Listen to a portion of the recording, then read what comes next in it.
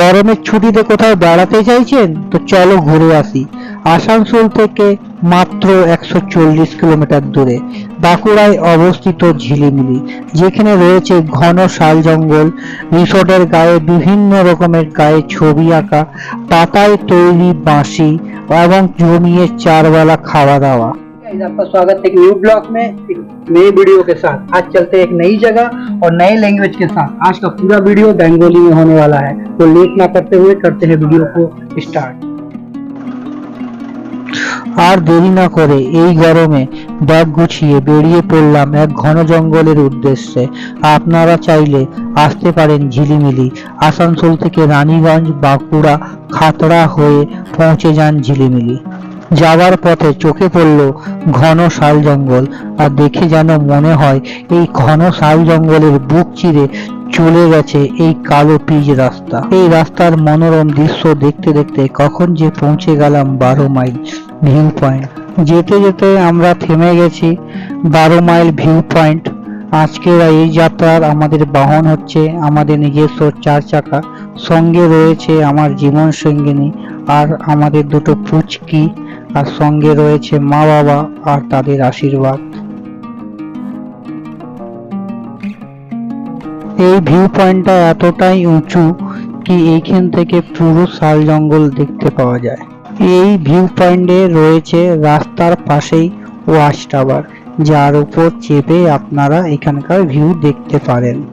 কিছু সময় কাটাবার পর আমরা বেরিয়ে পড়লাম নিজের গন্তব্যস্থলের দিকে। ঝিলিমিলিতে থাকার জন্য হাতে গোনা কটা রিসোর্টই রয়েছে, তার মধ্যে অন্যতম হলো রিমি ইকো ট্যুরিজম, আজকে যেখানে আমরা এসেছি। রিসোর্টে ঢুকে পড়েই চোখে পড়ল এখানকার ট্রি হাউস। এই রিসোর্টটা দেখতে অনেকটাই সুন্দর, অনেক সাজানো গোছানো, গাছগাছালি দিয়ে ঘেরা।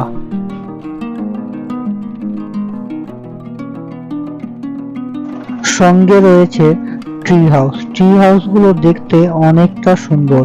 সামনে রয়েছে ব্যালকনি, ব্যালকনির মধ্যে রয়েছে দুখানা চেয়ার, যেখানে বসে আপনি এই মনোরম দৃশ্য উপভোগ করতে পারেন। এছাড়াও রয়েছে অনেক কটা সেটিং প্লেস, যেখানে বসে সন্ধ্যাবেলায় চায়ে চুমুক দিতে পারেন। এছাড়াও রয়েছে অনেকগুলি টেন্ট বা কটেজ। এই টেন্ট বা কটেজে এসির সুব্যবস্থাও রয়েছে, আর টেন্টের গায়ে আঁকা আছে বিভিন্ন রকমের আলপনা আর ছবি, যা একটি গ্রাম্য পরিবেশকে তুলে ধরেছে। সঙ্গে রয়েছে বাচ্চাদের জন্য চিলড্রেন পার্ক, আর রয়েছে এদের নিজস্ব রেস্টুরেন্ট, যেখানে আপনাদের জন্য চারবেলা খাওয়া দাওয়ার ব্যবস্থাও রয়েছে। অনেক তো রিসর্টটা ঘুরে দেখলাম, এবার আসি খরচের পালা। এই রিসর্টে থাকতে গেলে আপনাদের কত খরচ হতে পারে। এই রিসর্টে নন এসি রুম নেই, আপনাকে নিতে হলে এসি রুমে নিতে হবে। সর্বনিম্ন এসি রুমের ভাড়া হচ্ছে 2250 টাকা, আর ট্রি হাউসগুলো এসি রুমের ভাড়া হচ্ছে 4500 টাকা। আসুন এবার খাওয়া দাওয়ার পালা। এনাদের এই রেস্টুরেন্টটা খুবই পরিষ্কার পরিচ্ছন্ন, ঝাঁ চকচকে। এদিকে চলে এসেছে আমাদের খাবার।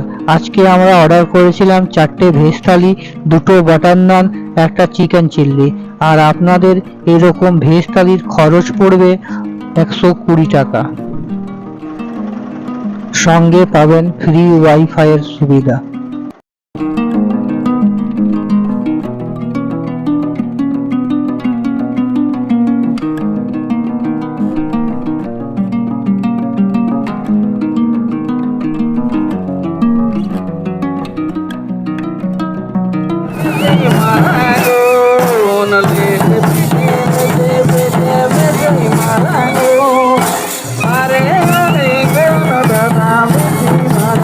দুপুরের খাওয়া দাওয়া সেরে চলে এলাম পাশের একটি গ্রামে, যেখানে হচ্ছিল আদিবাসী কিছু অনুষ্ঠান।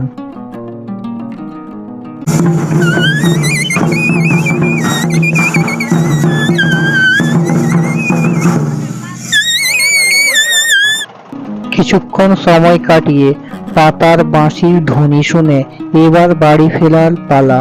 ঘোরার তো আর শেষ নাই, তাই আপনাদেরকে বলে রাখি, আপনারা কখনো যদি ঝিলিমিলি আসেন তো ঘুরে দেখতে পারেন তালবেড়িয়া ড্যাম, যেটা এই ভিডিওতে আমরা দেখাতে পারলাম না।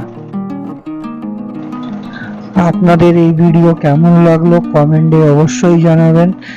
আবার দেখা হবে অন্য কোনো একটা ভিডিওতে।